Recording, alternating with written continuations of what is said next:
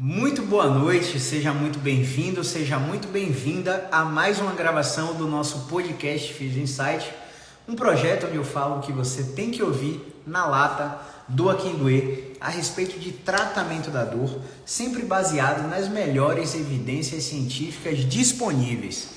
E esse slogan do início do meu programa, do meu podcast, faz com que você conclua que tudo que eu te falar tenderá a ser ao contrário do que o sistema te ensinou. Então, se você acredita que sua dor é por causa de postura, por causa de falta de alongamento, porque precisa de fortalecimento, porque tem alguma coisa inflamado, porque você está com déficit de equilíbrio, ou porque você precisa corrigir algum movimento, eu sinto muito em te informar que você está brutalmente enganado segundo as principais diretrizes e guidelines internacionais de tratamento da dor, seja da Sociedade Internacional para o Estudo da Dor, ou seja das associações internacionais de fisioterapia propriamente dita.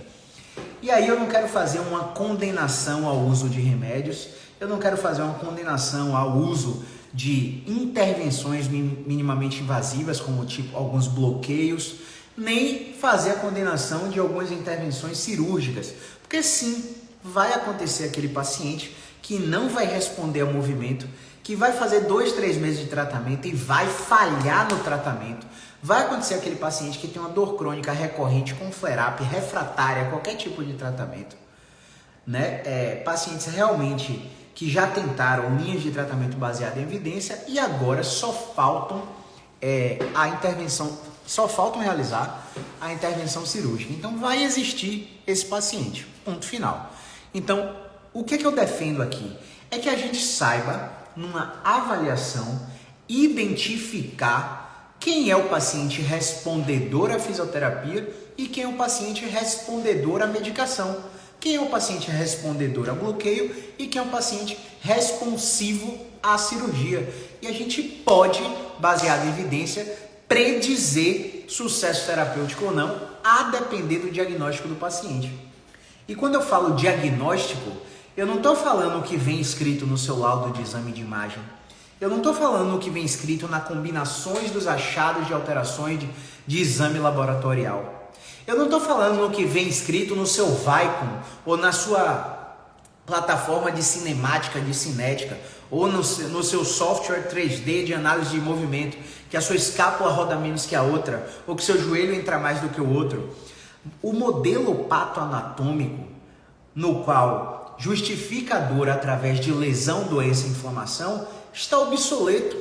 Desde 2002, a gente já tem evidências científicas fortes o suficientes para analisar o contexto do paciente, para analisar o aspecto biológico, sim, mas também o psicológico e o social, desde 2002. A gente está em 2022, 20 anos depois, e ainda usa um modelo patoanatômico para dizer quem vai melhorar, quem vai se submeter à cirurgia ou quem vai precisar de um tratamento invasivo.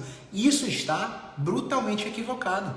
Eu não estou falando de você pegar um paciente que tem dor oncológica, o cara desenvolveu um câncer, metástase, e ele tem dor por causa do câncer. É uma dor específica, não entra nesse escopo do que eu estou falando aqui.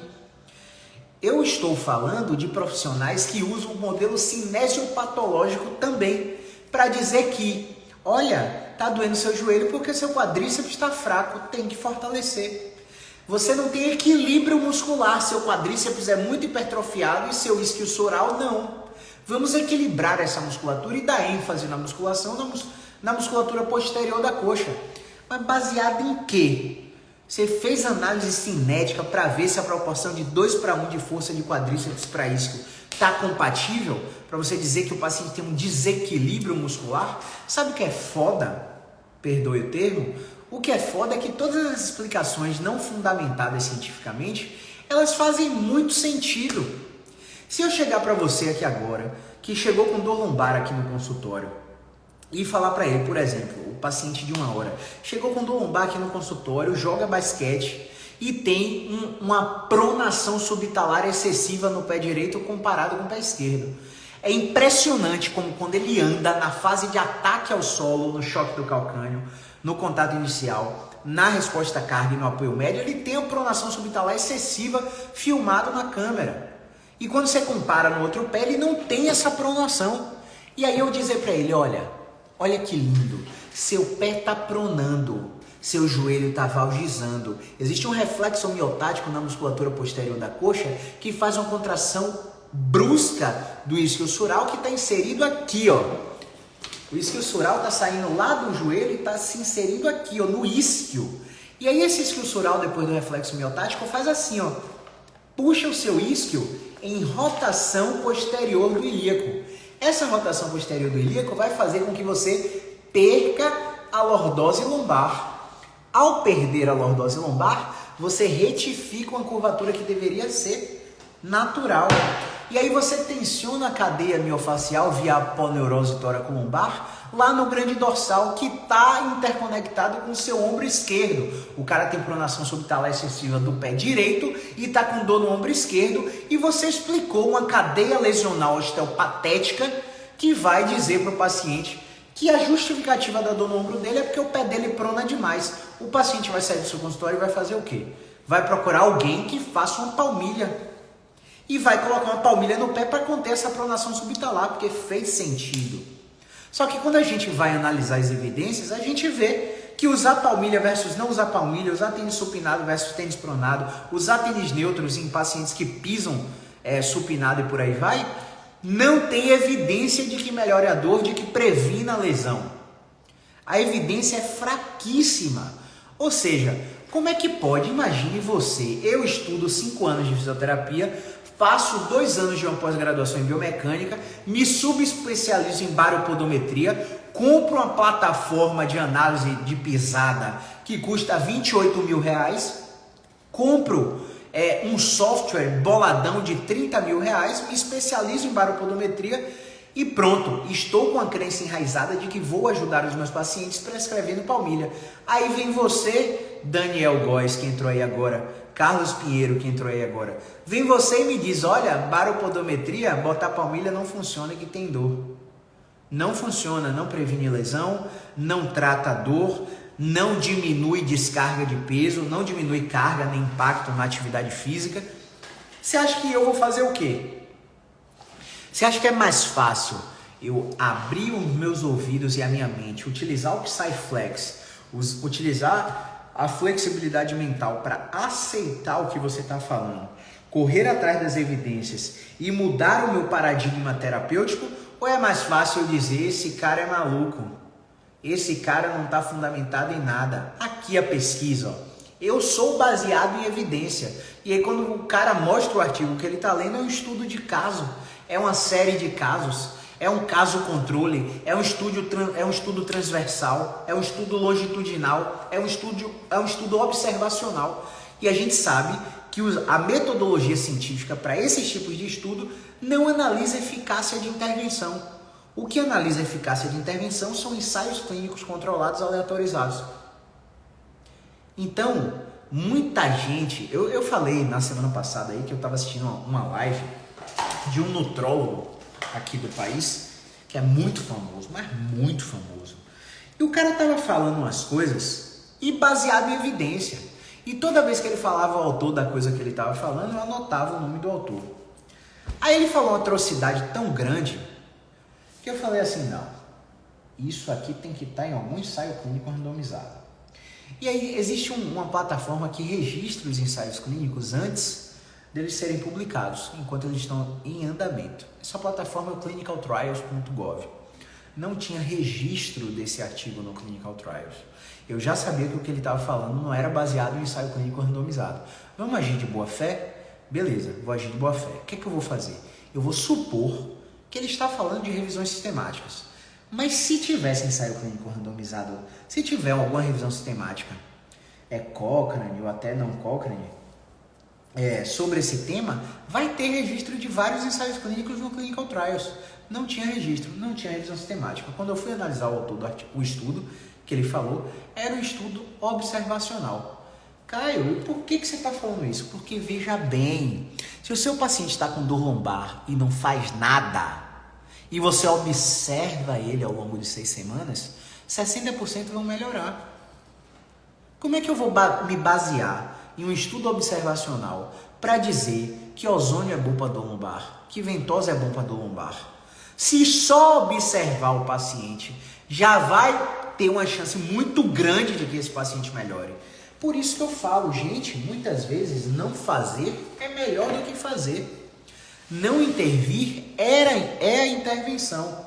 Então a gente precisa ficar muito ligado se você continua usando o modelo patoanatômico para justificar dor através de uma doença, lesão ou inflamação, ou o modelo cinesiopatológico para justificar dor baseado em uma alteração biomecânica de movimento. Gente, você dizer que usa biomecânica para aumentar o recrutamento muscular, aumentar o gasto energético, minimizar o gasto energético, melhorar a performance de um indivíduo que não tem dor, é uma coisa. Você dizer que vai fazer uma correção biomecânica para melhorar a dor de um indivíduo é uma coisa completamente diferente, distorcida e sem fundamentação científica nenhuma. Hoje a gente atendeu uma paciente de 83 anos que tem escoliose. Ela tem uma escoliose sinistro convexa, tóraco-lombar, e a curvatura dela é acentuada a olho nu. Não tenho análise para ver a dimensão em ângulos, em graus aqui, mas o que eu falei para ela? Olha, o que é que você sente? Ela falou, eu sinto dor, doutor, eu sinto dor há 2 anos, já fiz tratamento tal, tal e tal, não melhorei, estou tomando tal remédio. Eu falei, vamos fazer o seguinte, eu vou testar alguns movimentos e vou ver se sua dor muda com o movimento.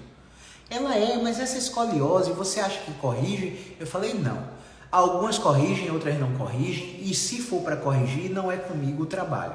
Eu vou te indicar para esse ou para aquele profissional aqui da cidade, se for o caso. Primeiro, eu preciso te examinar para ver se sua dor muda. Eu coloquei um movimento de dobrar em pé, com o pé na cadeira, e ela saiu daqui 100% melhor, em uma consulta. Aí eu perguntei para ela, e aí, você acha que a sua dor era por causa da escoliose? Ela falou, não. E você acha que era por quê? Ela, não sei por quê, doutor. E é muito importante que você questione o seu paciente nesse sentido. Aqui você atribui a sua piora, aqui você atribui a sua melhora. Você acha que você melhorou por quê? Estou pior, doutor. Está pior por quê? Está melhor por quê? Para o paciente te dar a noção exata do que está acontecendo no corpo dele. E aí eu expliquei para ela, olha, você lembra que quando a gente testou seus movimentos, esse e esse eram muito difíceis de fazer, e quando você executou esse movimento, a sua dor apareceu? Ela, sim. Aí eu coloquei esse movimento aqui com o pé na cadeira, e o que aconteceu? Sua dor melhorou, não foi? Você está quantos por cento melhor? Ela, não estou sentindo dor agora não. Testa esse movimento, testa aquele, testei tudo que fazia dor aparecer. E ela falou, não estou sentindo dor aqui não. Então, olha só, parece que a gente só tinha que recuperar esse movimento aqui para você melhorar. E ela falou, olha só, e por que o médico não me falou isso? Aí eu falei, porque o médico não estuda movimento. Ele até estuda, mas ele não estuda o efeito do movimento no tratamento da dor. Ele estuda lesão, doença, inflamação, diagnóstico, exame de imagem, que são outras coisas que a gente estuda. Então o médico, ele identificou a sua escoliose e falou, olha, procure um fisioterapeuta. Ele fez certo. E aí você veio para mim e eu falei assim, olha, você tem dor, mas a sua dor não é por causa da escoliose, porque sua dor melhorou com o movimento. Você está vendo aí no espelho, você ainda está com escoliose. Eu não corrigi a sua escoliose. Então a sua dor não é por causa dela. Se você tiver uma queixa estética, porque a coluna está com a escoliose, a gente vai te indicar para um colega que faz exercícios específicos para reduzir o grau de curvatura da escoliose. Não quer dizer que você vai ficar reta, mas você pode diminuir essa angulação da curvatura. É esse o caso? Ela falou, não, eu só quero resolver a dor. Não tenho nenhuma queixa estética não. Tá ótimo assim, se eu ficar sem dor, tá ótimo. Então, muitas vezes, se a gente se prender à alteração patoanatômica, ao movimento que o paciente está fazendo, a gente não vai melhorar o paciente. Se a gente se prender à alteração cinesiopatológica, do movimento que o paciente não está conseguindo fazer, a gente também não vai melhorar o paciente. Então, modelo patoanatômico, modelo cinesiopatológico, na dor crônica, caíram por terra. Você que utiliza esse raciocínio clínico, você está no mínimo 20 anos atrás dos fisioterapeutas mais atualizados. Então eu te convido a refletir, para que você não fique refém de métodos, técnicas ou protocolos, beleza? Uma outra coisa, hoje a gente atendeu 2 pacientes com queixa de dor lombar irradiada para glúteo, tá? A gente fez todos os testes de sensibilidade, força, reflexo, tensão neural, todos os testes estavam negativos. O paciente não apresentava febre junto com a dor, perda de peso sem motivo, incontinência urinária ou fecal. O paciente não tinha tido trauma, queda ou acidente, mas quando a paciente dobrava o tronco, você via que ela tinha disfunção de movimento. Como assim, Caio? Ela dobrava muito o quadril, não dobrava a lombar, dobrava excessivamente a torácica e dobrava muito a cervical, alcançava o chão. Mas a lombar continuava parecendo uma tábua. E aí o que a gente enxerga de problema nesses pacientes? O problema é o seguinte, quando um paciente ele não frequenta os movimentos da coluna, exemplo, meu cotovelo. Se eu dobro e estico o meu cotovelo, eu frequento a flexão e eu frequento a extensão de forma igualitária. Se eu estou sentado, prolongado, trabalhando com relatório no computador, eu estou com o cotovelo em flexão, eu vou para academia e eu vou fazer a rosca direta daqui para cima, ó, daqui para cima, nunca estico o cotovelo. Eu frequento muito mais a flexão do que a extensão. No somar dos dias, o que vai acontecer? A gente vai analisar o movimento do paciente, começando na cervical, indo para a torácica, indo para o ombro e chegando no cotovelo. Quando chegar no cotovelo, a gente vai identificar um end feel, uma sensação final de movimento dura, porque é contato ósseo que vai limitar a extensão do cotovelo, ou uma sensação de contato, uma sensação final de movimento, um end feel, macia. Isso quer dizer, não está havendo contato osso com osso, ainda há amplitude de ganho. Isso é rigidez. De tanto frequentar o dobrado do cotovelo, o paciente enrijece o esticado do cotovelo. Isso funciona para dedo de vovozinha com artrose, isso funciona para punho de secretária com síndrome de túnel do carpo, isso funciona para ombro de atleta overhead, arremessador, tenista, jogador de vôlei, professor nem tanto, porque agora tem muito pouco quadro negro, né? Isso funciona para coluna lombar. Estou sentado aqui o dia todo. Em que momento eu parei, levantei e fiz assim? Estou fazendo isso aqui agora. Fiz isso aqui 2 vezes, vou mentir. Não vou mentir, ó. Fiz isso aqui 2 vezes para mostrar 2 pacientes que eu precisei testar. Somente. Mas, se você trabalha sentado, é advogado, arquiteto, secretário, enfim, trabalhador de escritório, você frequenta muito mais a flexão do que a extensão. E isso vai fazer com que você ganhe rigidez na coluna sem perceber. A rigidez ela começa a aparecer sorrateiramente sem gerar sintoma. E aí quando o sintoma aparece, você está em crise lombar, travado e torto que nem o Wesley Safadão. E aí você vai cair na faca também? Vai cair na cirurgia porque não foi tratar com fisioterapeuta a rigidez? Isso é importante que você entenda. Essa segunda paciente com dor glútea, ela estava fazendo tratamento com um profissional que a gente conhece, estava fazendo pilates, mas ela não teve resposta, ela tem dor há 1 ano, a gente testou vários movimentos, alguns ela ficou pior, outros ela ficou muito pouco melhor, coisa de 5% a gente considera igual. E aí, quando a gente começou a testar, explorar força, explorar carga, explorar amplitude de movimento final, ela falou, olha, eu estou 20% melhor. Eu estou descendo mais, ainda dói, mas eu estou 20% melhor. O movimento lateral praticamente recuperou, eu só estou sentindo esticar, então eu vou passar essa tarefa de casa para você por 72 horas, a 7 dias, até você voltar. Se você voltar melhor, a gente vai continuar com essa estratégia e evoluir no tratamento. Se você voltar igual, a gente vai aumentar a força da sua estratégia. Se você voltar pior, a gente vai mudar a direção da sua estratégia. Mas todo paciente que responde a movimento, de uma forma imediata, abrupta, com diminuição da dor e aumento da mecânica, ele enquadra em um grupinho específico chamado bloqueio de movimento. E os bloqueios de movimento tendem a diminuir a dor rapidamente em 15 dias e combater o problema de rigidez em 2 meses, fazendo um tratamento uma vez por semana, intervalado, né? Toda semana vem uma vez para a gente ir expondo o paciente gradativamente. Mas sabe o que é interessante? O paciente ele vem com a ideia fixa de que está inflamado. O paciente ele vem com a ideia fixa de que tem uma lesão. Ainda mais se ele fez uma tomografia ou fez uma hernia de disco e achou lá uma degeneração, uma artrose, um embolamento, uma protusão discal. O paciente ele vai acreditar nisso piamente. Você vai ficar explicando ao paciente que não é isso? Não. Você precisa primeiro mudar a experiência do paciente com o movimento.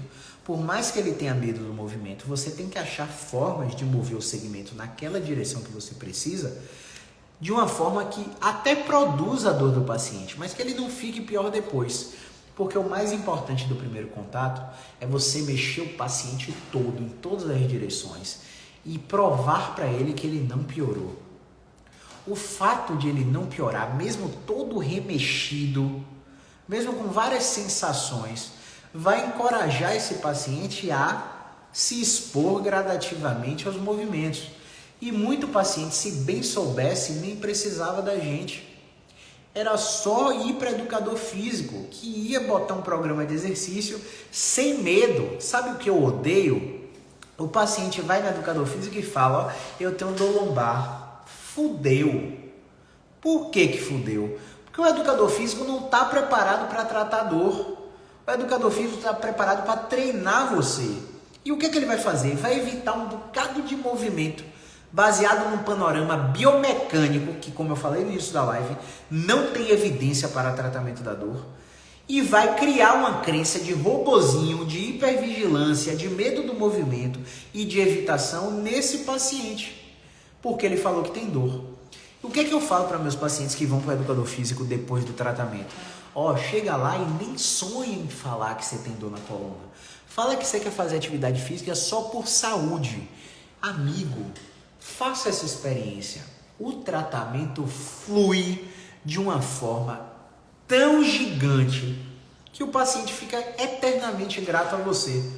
Porque aí o educador físico trabalha livre. Olha, ele não tem nenhuma restrição, não tem dor, vai lá, pode fazer isso, pode fazer aquele. E essa crença de medo e evitação que o paciente chega para você no início do tratamento vai sendo quebrada parcialmente. Um outro paciente que a gente atendeu hoje tem um pós-operatório de artrodese de torácica 4 até lombar 1. Segmento completamente rígido. Crise de dor lombar, incapacitante, sem trabalhar, sem dar o plantão. Tendo que colocar atestado, batendo em emergência 2 vezes em uma semana, tomando medicação, tomando corticoide. Chegou aqui, deitou, abraçou o joelho, dobrou sentado, dobrou em pé, dobrou deitado com minha pressão, 0 dor. Segunda sessão, agachamento, salto aterrissagem, passada com salto, pula no trampolim, toma impacto. Você está pior? Não. Você está igual? Não. Você está melhor? Estou melhor. O paciente, na mesma hora, depois da experiência, totalmente revertida pela exposição gradativa que você faz aos movimentos, ele vai aceitar a sua explicação neurofisiológica sem backfire effect. Ele não vai olhar para você, Cláudia, e vai dizer para você, ó, quem é Cláudia, essa fisioterapeuta doida, que tá me dizendo que eu tenho que pular, que eu tenho que receber impacto? Se o ortopedista XYZ me falaram que eu tô proibida de impacto, que eu tenho que virar peixe e só fazer um tratamento dentro da água. O paciente, ele não vai buscar quem está falando a verdade, quem está falando a mentira. Ele vai buscar o making sense of pain. Ele vai buscar o sentido da dor dele. Se você entende o problema dele, muda a experiência dele relacionada ao movimento. Quando você dá sentido à dor dele, ele já acredita em você pela mudança da experiência. E nessa mudança de experiência, você abre uma luz no final do túnel, ó, que vai fazer com que esse paciente tenha credibilidade do seu serviço. E aí, quando você falar para ele assim, ó, Seu tratamento são 3 meses, são 12 sessões. Essas 12 sessões é uma vez por semana certinho, 8 seguidas. Depois a gente vai afastar para quinzenal, para 21 e para 30 dias. E você vai finalizar o seu tratamento. O paciente não vai pensar. O paciente vai pegar sua maquininha, ó, vai passar o cartão dele e vai fechar o plano de tratamento com você. Quer dizer que está certo, que está errado? Não. É a forma como eu faço e que tem surtido efeitos que vocês assistem praticamente todos os dias nas redes sociais. Quando o paciente fecha o plano de tratamento com você, ele se obriga a ser frequente, porque ele já gastou o dinheiro, ele já investiu, a conta já está chegando todo mês nele lá no cartão de crédito. Então ele vai fazer ferrenhamente o que você pedir. Tem um paciente que eu dou risada sempre. O paciente fala pra mim assim, ó, Caião, se for pra melhorar, eu falo o que você quiser. Você quer que eu me jogue da janela aqui, eu me jogo. Se eu tiver melhor quando cair lá embaixo, eu me jogo. Ele brinca comigo sempre a respeito disso. Porque isso é credibilidade, isso é autoridade, isso é ver, ó, um paciente chegou travado, torto, saiu destravado, desentortado. O paciente chegou em crise de dor cervical com dor de cabeça, saiu, fez a pesquisa de satisfação, postei nos stories, ele viu, caramba, essa paciente chegou ontem aí, né? Eu vi o story dela ontem, olha o que ela falou do tratamento. Rapaz, esse cara é bom. E o paciente começa a se identificar com o processo. E ao se identificar com o processo, o paciente vai fechar o plano de tratamento com você. O que mais, meu Deus? Ah, tá. Essa paciente que eu falei que tem dor lombar irradiada para o glúteo é um atendimento online que a gente está fazendo toda semana durante 2 meses. É uma paciente do Espírito Santo que ela não conseguia dobrar para frente, com muito medo de movimento. E a gente encontrou um movimento para ela que era exatamente dobrar para frente. Ela destravou e ela está tocando praticamente o tornozelo, está fazendo as atividades dela do dia a dia naturalmente. E tudo isso por causa de uma conversa. Por causa de uma conversa encorajadora que tirou o medo da paciente, né? Foi diminuindo gradativamente o medo. Beleza? Alguém tem pergunta? Vou encerrar a live aqui. Deixa eu ver quem ficou aí. Se tiver pergunta, manda nos comentários ou na caixinha de interrogação, tá? Lara, Tássio, Juliana, Dona Maria. Um abraço, Dona Maria. Carlos Filho, Jaqueline, Grande Kellerman, Fernanda de Luca, Isaías, Danilo Tupinambá, Mailago, Daniel Góes, Daia Lacerda, Edmai, Lucas Chaves. Como tá seu pai, Lucas? Seu pai não retornou, né? Espero que esteja melhor da dor de cabeça. E aí, pessoal, alguma pergunta? 1 minutinho para perguntas. Não tiver pergunta, a gente encerra a live aí. 28 minutos, vamos deixar salva.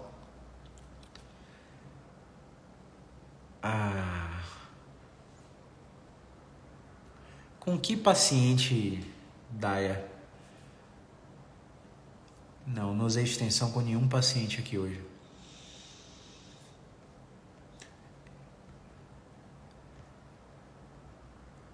Vamos lá.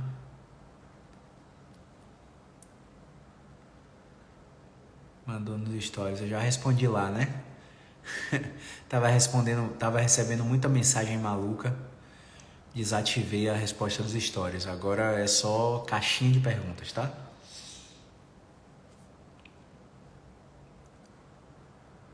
Boa. Também já respondi. Então é isso, pessoal. Sem perguntas, vamos encerrar. Hasta la próxima. A qualquer momento nos stories, beleza? Grande abraço. Movimento é vida.